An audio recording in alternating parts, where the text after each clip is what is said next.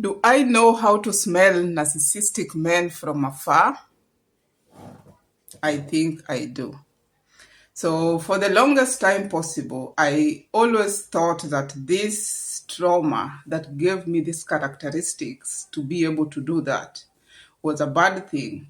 But recently, while working on my mindset, as you know, I realized or I learned that it's a very good thing. As usual, it's Wednesday, mindset, beliefs, and all that good stuff. As I'm working on myself to be able to be the best version of myself to attract the best that is out there in terms of all aspects of life. So stay tuned because it's about to get juicy. Let me give you a little perspective to this story. So a while back, I was here in Sweden studying my PhD, and I had been single for a while. So around this time, it was the summertime, and I was lonely. It can be lonely here in Sweden. So I said, I've never been on a dating site. So I said, why is it that this dating site thing will pass me, which I also want to experience how it is to go on a dating site. So I went on a dating site. And I met this nice guy. I will just say where he come from because I want to be truthful. So I met this nice Nigerian man. So we started chatting, talking on the phone. And after about a month, we said that, okay, maybe it's time for us to meet. So we organized and he drove. So on this particular day, he drove to my city, about 3 hours drive to my city. So he came and then we met around where I live, in the neighborhood where I lived at that time. It was a nice neighborhood, and when he came, he was surprised and he was asking me, oh, you live in a very nice neighborhood. How much rent? Is it not expensive here? And of course, I explained to him that yes, it's one of the best neighborhoods around, but of course, I was not paying. I was a PhD student and all my rent was catered for. I just had to look for a place and tell them, and my scholarship would pay for that. So I was living in a nice apartment. Yes, it was very good. I know how to spot good things. So if I have an opportunity to do, I will live in a nice place. And we just had a nice time, knew each other, talked all this time, and then it was time for him to go back. And then I don't know where this came from, but all of a sudden this man started to say that, oh, he doesn't have enough gas in his car. And he was asking if I could borrow him some money he would return. And in my head, I was like, what? This is just the first physical date, and you're already asking me for money? No.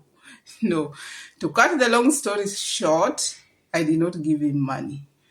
And he had to find his way, whether he was lying or saying the truth, I don't know up to today, but he had to find his way, and he went back, and he was clearly not happy with me when he went back. So he went back, and he didn't even tell me that he reached safe or not. I tried to reach him. He didn't respond. And believe it or not, this man ghosted me for a whole week. I tried to reach him 3 days consecutively, sent message, tried to call. He didn't answer. He didn't text back. Then I chilled. I said, okay, I will wait until maybe when he's ready to come back and talk. So after a week, he came back. And when he came back, I asked him, so why didn't you tell me how you reach? Why haven't you been responding to my calls, my messages? And he told me, oh, I went back and I became busy. And in my mind, I was just thinking, busy is the summer, and you told me that you are on a summer break as well. You are not working. Yeah, and because I caught him for that lie, he just turned the story. He said that, yeah, when I left there, I was not happy with how you treated me. I thought that we were starting to build something together, so I just asked you for small money so to see how you will react, and that's how you reacted, and I didn't like that. And in my head, I was like, even if you are testing me to see if I'm a good person on our first date, you're asking me for money? No way. And all the time we have been chatting, he has been telling me about all these businesses that is running, all his life, and you know, big things. You're doing all these big things and you don't have money for gas. That was not adding up for me. And then this is the catch. This man went around and said that, that issue triggered something in me. I have a friend that lives in the UK, and this friend told me that Kenyan girls are not good to date. They like cheating on their men, and especially the educated ones. They are very proud. Back home, no one want to marry them. And I was like, bro, what are you talking about? That triggered me. So anyways, this conversation continued, and this man wanted me to apologize, but I was not ready to apologize, because why am I apologizing? Why am I apologizing? When I tried to reach him, I'm apologizing that I didn't borrow him money. Oh, no, I couldn't apologize. I'm sorry, I couldn't apologize. And he was not happy as well that I couldn't apologize. And to cut the long story short, it didn't end on a good note. I did not apologize. That's what he wanted. And let me tell you, when we finished that talk, I was boiling. And I went around anywhere in my contacts where I had the contact of this man on Facebook. Anywhere where I could see him, I blocked him. I just blocked him, and that was the end of our conversation. To this day, I'm narrating this story. I never heard from him. And the reason is that this story triggered something in me. This story is triggered all along when I lived back home in Kenya. There was the same story. Oh, don't be educated so much. No one will marry you. Men fear educated women.